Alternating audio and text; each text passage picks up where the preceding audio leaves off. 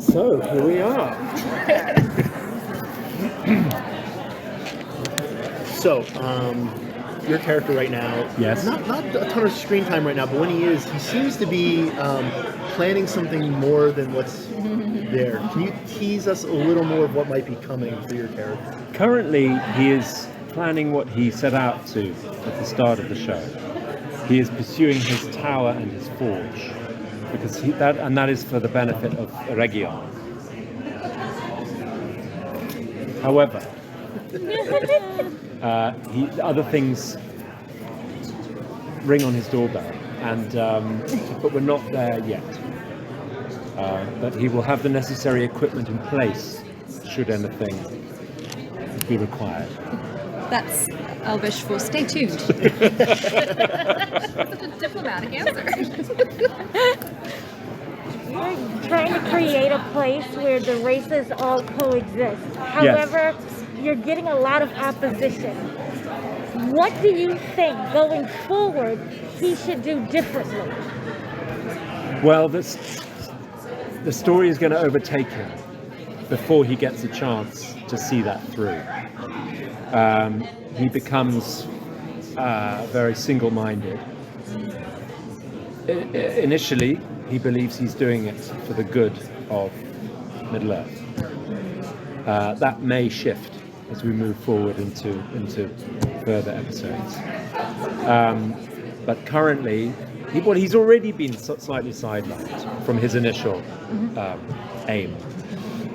What he would do differently, I think if he started again, he'd try and do the same thing. He's very dogged and determined, and he's utopian. He wants to create Valinor in Middle-earth. And what I love about Tolkien, when he writes of the elves of Eregion at that time, he says the elves are not at peace in their hearts because they miss those surroundings, they miss Valinor.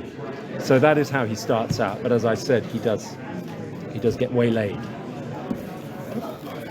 So online right now, everyone has a lot of their favorite ships, but you are actually the only love story that we currently are seeing in the season. So I wanted to know, how was that kind of building that relationship while also still being your own character and being a badass in like the grand scheme of a show that has multiple badasses? A lot of female badasses. Yeah, a lot of women kicking ass. That was very important to me. I had a conversation with the showrunners before I took on the job, and I remember asking, I was like, I don't want her just to serve the men around her. I want her to have agency, and they promised me that she did, and I had no idea to the extent that she would not only slay some serious orcs, like several of them, but she would end up saving the life of the man she loves, or the elf she loves, and everything about her is driven through love. But there's this sort of like inner lioness in her. You don't look at her and think, well, she's gonna go to battle and she's gonna kill some orcs, and yet she does, because it comes from this really like visceral desire and love for her son, love for Arondir, and for her people. And love conquers all, doesn't it? Or let's hope so. Yeah. So both of your characters are very wary of outsiders and people not from their like groupings. What has it been like as they're starting to evolve and have to learn to kind of work with other people? What has that process been like for the character? How it works? I think for me, we're not quite there yet. We will get there, but he's very much in his ivory tower at the moment, and that's what he ventures outside occasionally. Other than that, he's very secluded. But people will come to him who invade on that space a little bit. So we'll see how he deals with it. I think for me, I love this. I mean, I love that scene in episode 2 where people don't believe her in the tavern, and then she comes back and she slams the orc head on, and it's like, oh, now do you believe me? And it's sort of like this room filled with disbelieving people, a lot of disbelieving men, and this strong woman coming in and saying, here's the evidence, and I find that so empowering. But you're right, up until that point she was kind of scoffed at and dismissed, and she has to earn everything that she's getting, the trust of her people, and even when she gives that speech in 5, half the people walk away. So she, by the end of the season, hopefully she's earned those stripes, and I love that. There's nothing quite like playing someone where that's earned. Yeah, absolutely. The realms are very segregated right now. Men and elves and the Harfoots and everything are very segregated. But your story seems to be one of unity. Are we going to see more of your character driving that force of unification? Because right now, she's the bridge between the humans and the elves. Yeah, I mean, it's interesting because have you seen Seven? Yes. So Seven, and this, I'm assuming this is not a spoiler for people, but Seven is very much, Miriel acknowledging Bronwyn as sort of a leader of sorts, and even though the King of the Southland, Halbrand, comes back, I think people still look to her for leadership in some way, and of course he's off again, isn't he? As soon as he comes back, he's off again. So I do think she still has just sort of default leader for now. We shall wait and see. So, I wanted to know for both of you, your best and worst qualities of the character and how do they impact each other going forward? Best and worst Qualities of the character and how do they impact each other going forward? I think his best quality is a genuine desire to create something that is going to be of benefit. But his worst quality is his vanity, where it is all about the glory that he will then receive. So they kind of cancel each other out in a funny way. But yes, I think he's inherited qualities from his father and from his grandfather, which will trip him up.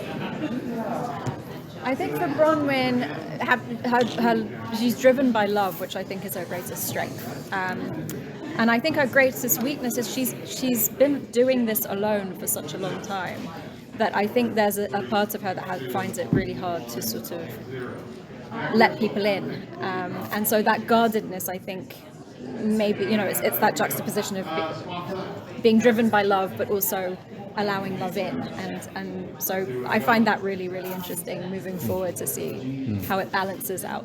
Yeah. What's so fascinating about the show to me is we get to see characters that we know from the original Lord of the Rings in a place where we've not seen them yet, especially in the live action. You get to see Galadriel in the most recent one, and I've dubbed him Hot Elrond, but Elrond is at a different place than when we see him when he's Hugo Weaving. Sorry to Hugo Weaving. I wanted to know what has been the most exciting part of kind of getting to marry new characters with characters we already know and getting to see that story and world come to life in the series. I think because it's such a new thing, this whole adventure, it's never been done before, that this part of Tolkien has never been told visually. The newness of the unwritten characters or non-canonical characters hasn't jarred at all, because it's all new. And again, this is many, many thousands of years before Hugo Weaving puts his ears on. The reference to the films visually, of course, is there because it's something that can't be avoided. Cinematically, it's already been suggested in previous versions, so one has to acknowledge that to some extent. But we're in a very different time. Then it's very dark and very destroyed. We're in its blossoming throughout this blossoming throughout this show. So it hasn't seemed like those characters weren't in Tolkien. They're all new anyway.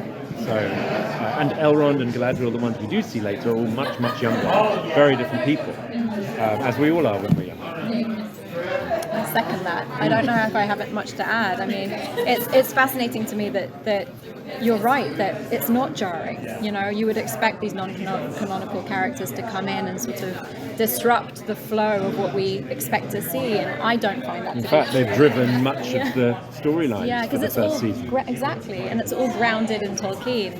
Every movement, every word that comes out of our mouths, everything is anchored in Tolkien. Yeah, I think it's been a masterstroke actually, the way they've wedded it. Yeah, we're all very proud of it. I think they've done a wonderful job. It looks like we're going to be be wrapping up, so I have a fun question. Yeah. Everybody obviously has been comparing Rings of Power with House of the Dragon. It's on at the same time. Sorry to interrupt. It's okay. We can listen. Would your character make it onto the Iron Throne if your character was in House of the Dragons? Haven't? And I haven't watched. Just say yes. Your character. Yes, you would. You definitely would. Yes. Okay, there you go. For the record. Thank you guys. Thank you very much. Thank you.